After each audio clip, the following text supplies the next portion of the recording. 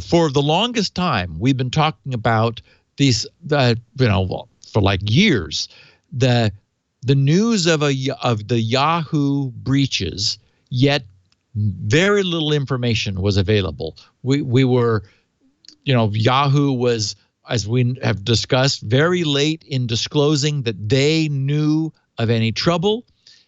They were dragging their heels. Only after they essentially were found to have had major breaches would they then say, "Oh, okay, yeah, you're right." Anyway, so what finally happened is that last week the FBI indicted 4 individuals, 3 Russians and 1 Canadian, with charges of hacking Yahoo, which their forensics demonstrate started back in 2014, so 3 years ago, which allowed them to obtain access to 500 million Yahoo accounts.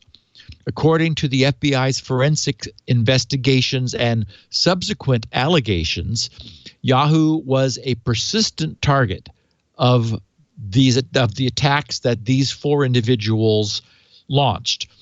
This began with spear phishing attacks, which induced targeted recipients to open malicious documents or click on links taking them to spoofed phishing websites where, for example, in many cases, Google Gmail credentials could be requested and harvested.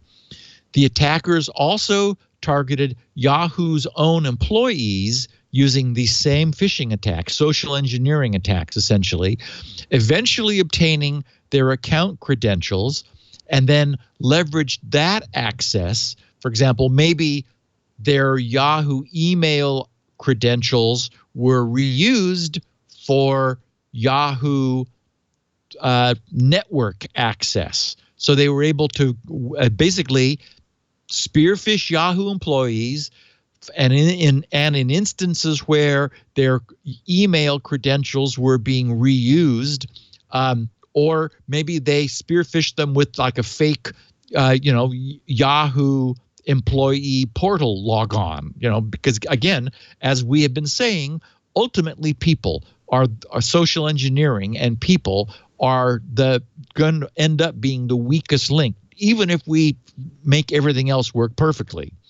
So in early 2014, they had achieved deeper access into Yahoo's corporate network. And like throughout 2014, they were doing this, and they got well in by September. They installed their own software into Yahoo's network to cover their traces and scrub server logs of their activities.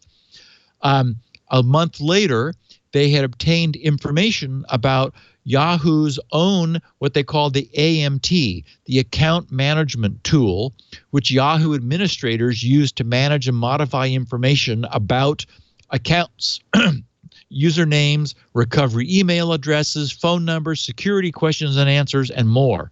So essentially a database of this stuff.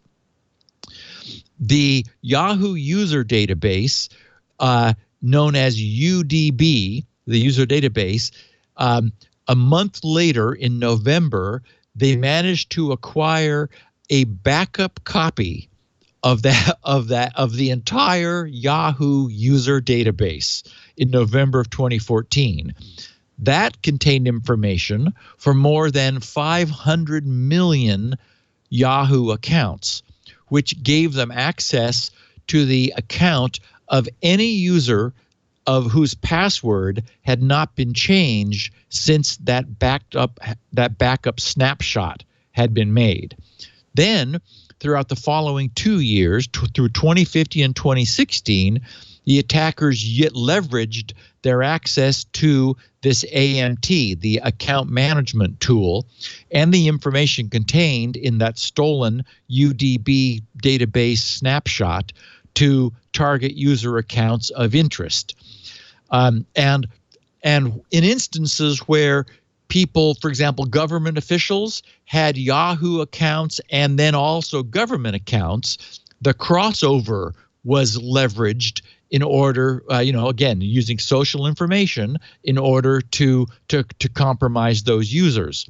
Once they got into their Yahoo accounts, for example, if Yahoo was being used for account recovery on any other accounts, where it would be like, oh, I forgot my password, send it to my Yahoo email account. Well, it would come into Yahoo email, and these guys who had access to those accounts would be able to get the account recovery information. So then, as if that wasn't enough, I mean, this was a deep penetration. They even figured out how to mint their own session cookies to bypass the need even for username and account credentials. Remember that, as we know, that's sort of the ultimate win is a session hijack.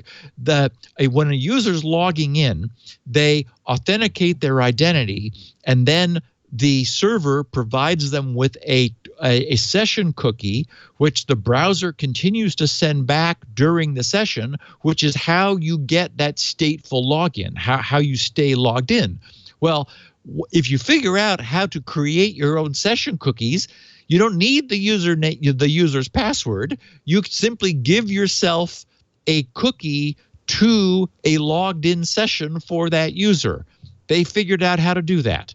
So that then gave them the ability just to spontaneously be logged in to anyone's account who they wanted to. And then they could, of course, read through that person's email history and obtain any secrets that they needed to.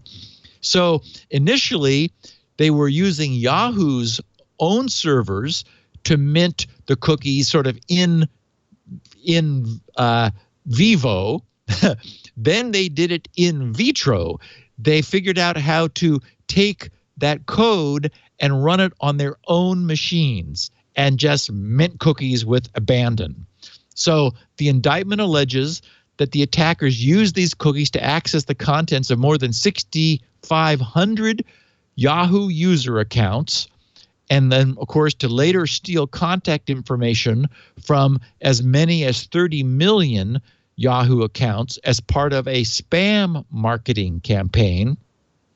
The FBI's indictment also notes that the intrusion these guys got was powerful enough to allow one of the attackers, and actually it was this Canadian guy, to modify the results returned from Yahoo searches for a specific erectile dysfunction drug so as to refer to a specific online pharmacy for which the attacker would obtain a referral fee. That's just good business. And throughout all of this, the FBI has found that Russian intelligence officials proactively assisted the attackers in hiding their internet traffic and remaining undetected. So this was all done with knowledge and sanction of the Russian government and its intelligence arm. So now we know a little bit more about what went on behind the scenes. And basically, an early major web-based email company, and as we know from coverage in the news, was deliberately shorting the security pleas of their own security people, downplaying the need for heightened security, upplaying the need for more features. And this is the consequence of that. It goes on in every company, I mean, that's the problem. It's a battle. Yeah, the security people are running around, screaming wolf with their hair on fire. Marketing guys, you can't do that. Nobody'd use our product. Exactly.